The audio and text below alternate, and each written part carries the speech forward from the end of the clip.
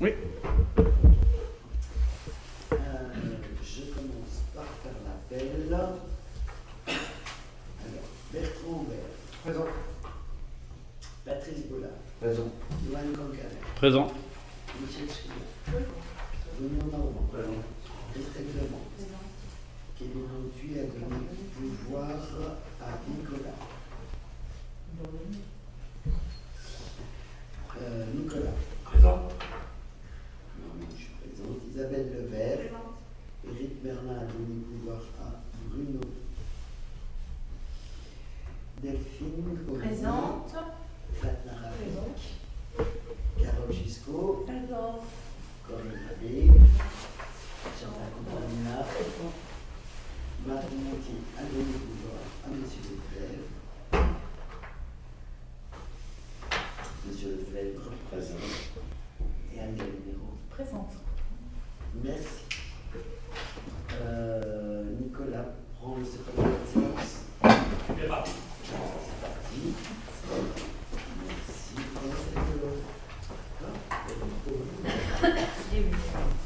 Bon, maintenant j'avais un petit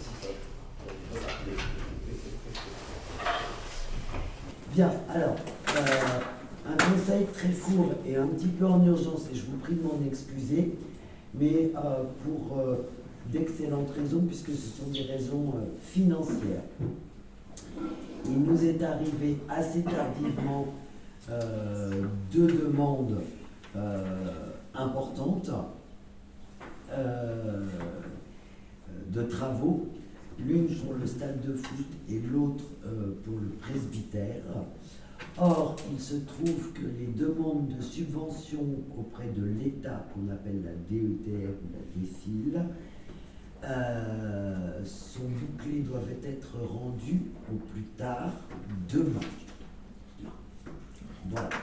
Donc le dossier de subvention est prêt, mais il faut toujours y adjoindre la délibération visée par la préfecture. Donc la proposition était de faire un peu certes au dernier moment, mais pour essayer de rattraper de la subvention pour payer les travaux, de faire ce conseil municipal ce soir, et donc de pouvoir prétendre à ces subventions et que si nous les obtenions, nous puissions faire les travaux demandés. Donc, sur le stade de foot, il y a d'importants travaux de plomberie qui s'élèveraient hors taxe à 3 235 €, sachant que au niveau du stade, on est toujours à douter qu'il n'y ait pas un truc en plus qui apparaisse, une mauvaise surprise, comme on dit sur les chantiers. Donc on ne souhaitait pas se lancer comme ça sur les travaux, mais au moins avoir un petit matelas financier pour nous accompagner.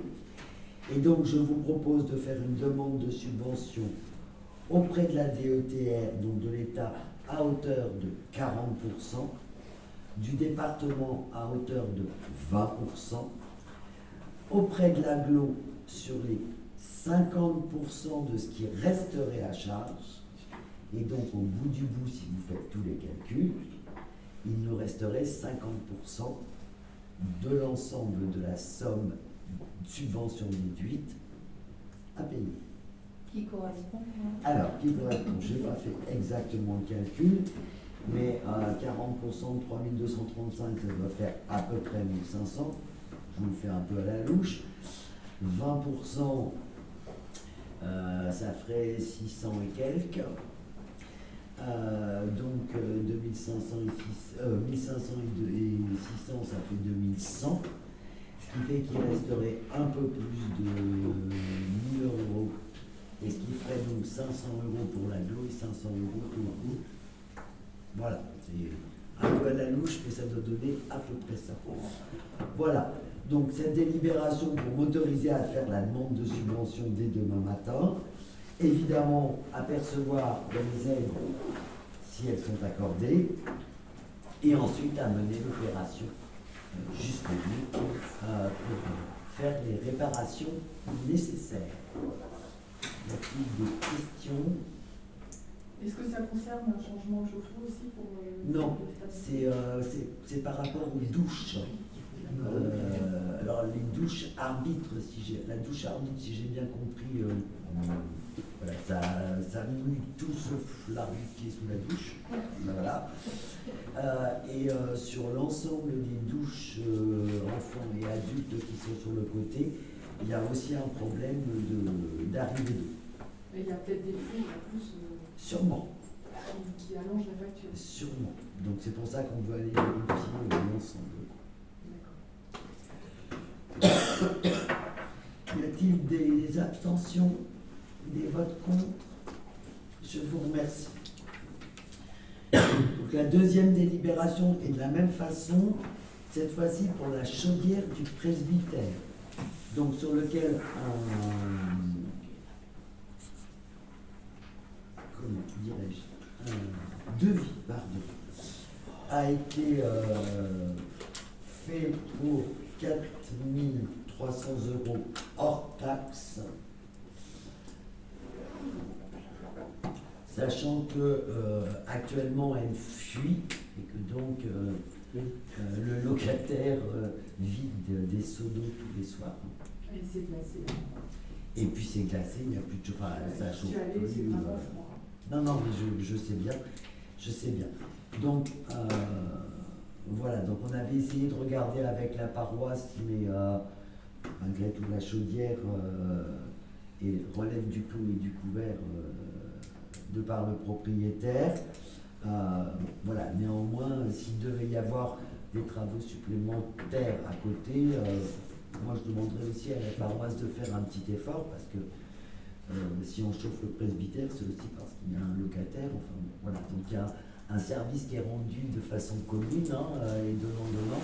Mais je pense que chacun doit y trouver sa part.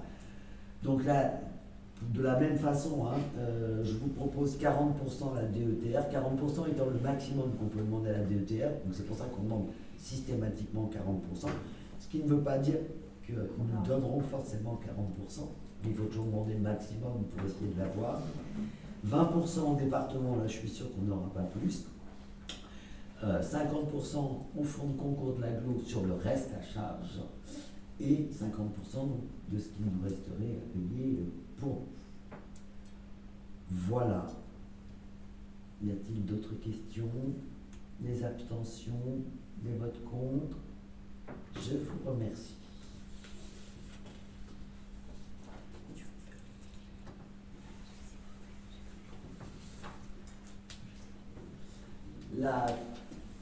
La troisième est juste est une délibération qui annule et remplace pour vraiment un point de détail. Nous avons discuté très longuement la dernière fois de la préemption possible du garage en face de la pharmacie. Nous avons donc passé une délibération en ce sens la dernière fois. Or, il se trouve que dans la délibération telle qu'elle a été envoyée en préfecture, la première phrase donnait l'adresse du propriétaire et pas l'adresse du bien. C'est la même rue, ce n'est pas le même numéro. Or, nous avons été alertés sur le fait que cela pouvait provoquer, comment dirais-je, une faille dans notre délibération, le fait que l'adresse ne soit pas celle du bien, mais soit celle du propriétaire. Et donc le PFN nous a demandé de repasser la délibération avec l'adresse du bien. Voilà. Donc je ne vous la relis pas, c'est exactement la même que la dernière fois. Il y a juste la première phrase qui dit que la mise en vente des biens situés 50 rue du 11 novembre et non pas à l'adresse du propriétaire. Voilà. Y a-t-il des abstentions, des votes contre? Pardon. Le prix, toujours. Alors le prix de vente, on le connaît. Le prix de vente, il est maintenant, ce que nous regardons, le prix de vente, il est sur l'acte notarié, il est de 183 000. Dans la mesure où ce prix est, comment dirais-je, supérieur à 180 000, nous avons la possibilité de demander l'évaluation des domaines. Parce que les domaines n'évaluent les biens que quand ils sont supérieurs à 180 000. Et donc, nous avons fait une démarche dans ce sens-là. Avec la chance. On a de la chance pour 3 000 euros. Oui, tout à fait. Voilà. Ce qui ne veut pas dire que les domaines l'estimeront à moins. Hein. C'est pas le cas. C'est juste que ça nous permet d'avoir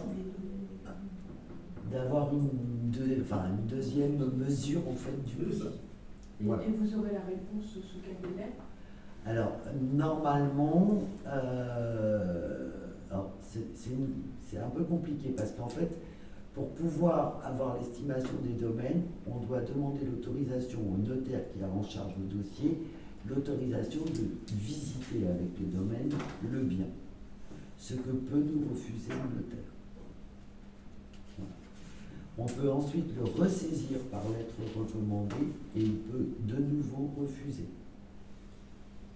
Et dans ce cas-là, en fait, on est obligé de faire le portage sur le prix de vente annoncé dans l'acte de vente.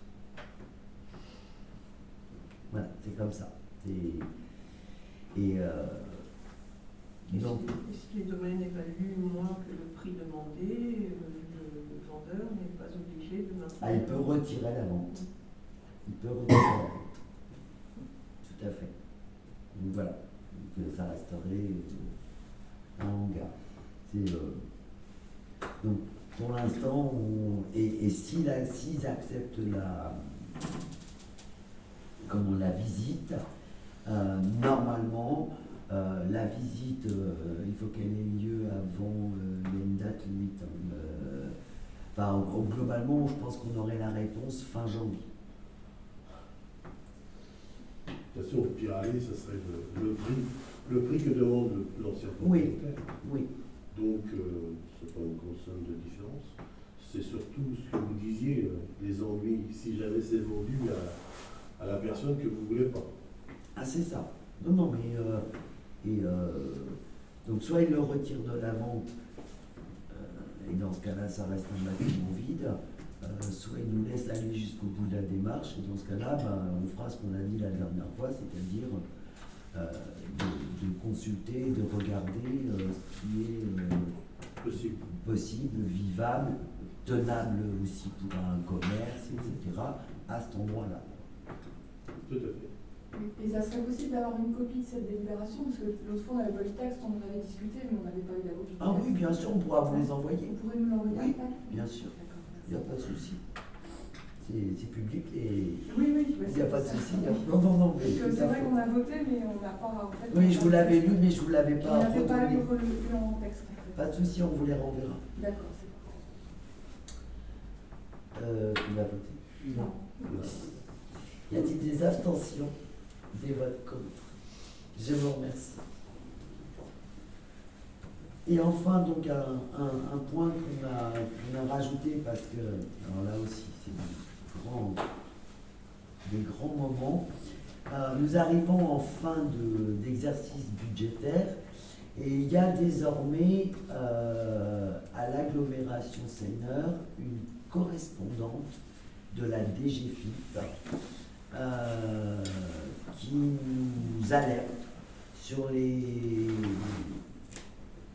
petites lignes qui lui semblent avoir besoin d'être retravaillées avant l'édition de ce qu'on appelle le compte de gestion et le compte administratif. Voilà. Donc, je vous propose deux décisions modificatives. La première, alors, où il s'agit de remettre en fait sur les crédits à ouvrir sur la ligne 66-111 avec une erreur, un oubli. Quand on est passé à JVS Cloud Donc on avait un logiciel et on est passé avec un système de cloud. Il a été inscrit tous les emprunts correctement qui existent pour la commune.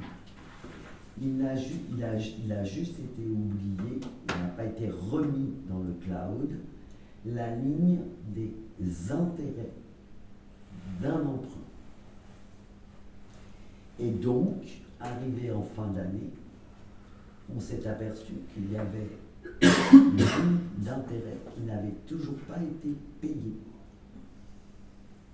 C'est une somme qui représente 2 550 euros. Voilà. Et donc, pour que nous puissions régler, il faut créditer cette ligne-là de la somme équivalente de façon à ce que nous puissions régler avant la fin de l'année, enfin, avant la journée complémentaire, les intérêts pour être à jour au niveau des emprunts.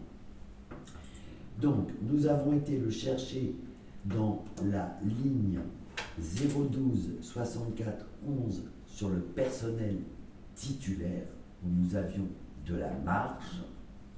Nous avons donc pris 2550 en crédit sur cette ligne 012 64 11 que nous avons repositionné sur la ligne 66 111 intérêts réglés à l'échéance. Ce qui nous permet donc de prendre sur une ligne et de pouvoir recréditer une autre ligne et donc de payer définitivement ce que nous devons en intérêt d'emprunt. Voilà, ça c'est la première des décisions modificatives. Et c'est sur un seul prêt?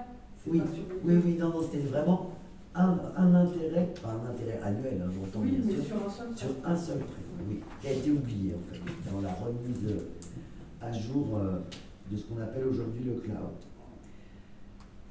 Ça, c'est la première. La deuxième, alors excusez-moi, elle est un petit peu plus compliquée. Madame Dorange, donc notre interlocutrice de la DGFIP, s'est aperçue que nous avions l'année dernière, touché une subvention de l'ARS de 10 000 euros sur un projet que j'avais monté autour de la restauration scolaire, du mieux manger, la santé des habitants, etc. Alors, Hélène l'a positionné au compte 13-11 en investissement. Mais cette subvention n'est pas assujettie à des biens qui s'amortissent. Elle n'est donc pas amortissable. Elle aurait donc dû être créditée au compte 13-21 au chapitre 41.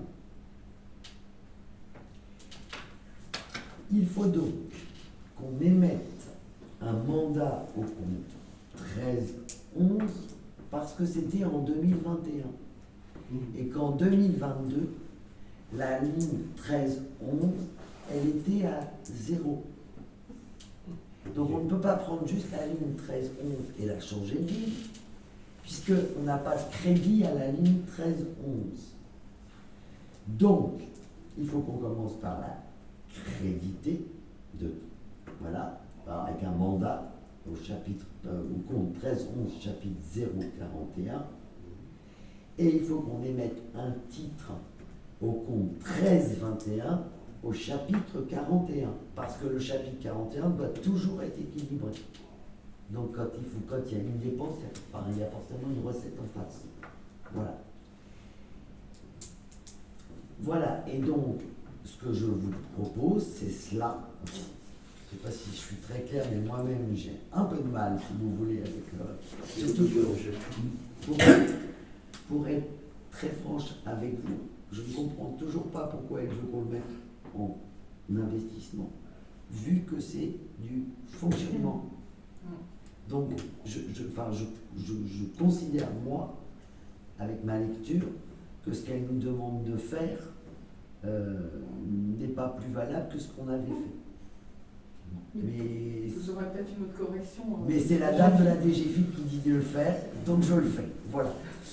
Mais je ne comprends pas pourquoi on met du fonctionnement, elle nous fait mettre sur de l'investissement. Voilà. Je le comprends. Bon, voilà, c'est comme ça. Donc, on crédite, enfin, on mandate au compte 13-11, on émet un titre au compte 13-21, on rééquilibre le chapitre 41, et il semble qu'elle soit contente. C'est ma principale préoccupation pour qu'elle fiche la paix. Excusez-moi de le dire comme ça. Voilà. Je ne suis pas très clair, hein, je suis désolé. L'argent, vous l'avez C'est touché simplement ou pas une écriture Ah oui, on l'a touché l'argent. Oui, oui. Ouais, c'est le principal. Oui. Et cette année, on a retouché une subvention et je l'ai supplié de ne pas le remettre au même endroit et de le mettre en fonctionnement directement. Voilà. Donc, Ce qu'il y a aussi, c'est que c'est simplement une écriture comptable. c'est ça. À c'est la une- demande de, et qu'il faut que ça passe dans un conseil alors que ça devait être autonome pour faire l'écriture. Alors, sur la M57, je pense qu'on sera beaucoup plus autonome. Ça sera différent. Ça sera différent quand on passera en M57, justement. C'est Comme- simplifié. Comme il n'y aura plus ces histoires de lignes et de chapitres, et qu'on pourra passer de l'un à l'autre, ce genre d'écriture comptable se corrigera sans qu'on ait besoin de se réunir à 7h30 du soir. Voilà, très clairement. Mais pour l'instant, on est encore en M14, donc il faut qu'on le fasse. Y a-t-il des abstentions? Des votes contre? Eh bien, je vous remercie et je vous remercie de votre présence pour ce conseil qui se termine ainsi. Voilà. Je rappelle que demain soir, il y a les vœux du maire et que tout le monde est cordialement invité. Nicolas Poussin. Oui, à Nicolas Poussin. Parce qu'à la mairie, non. Ça va juste pas être possible.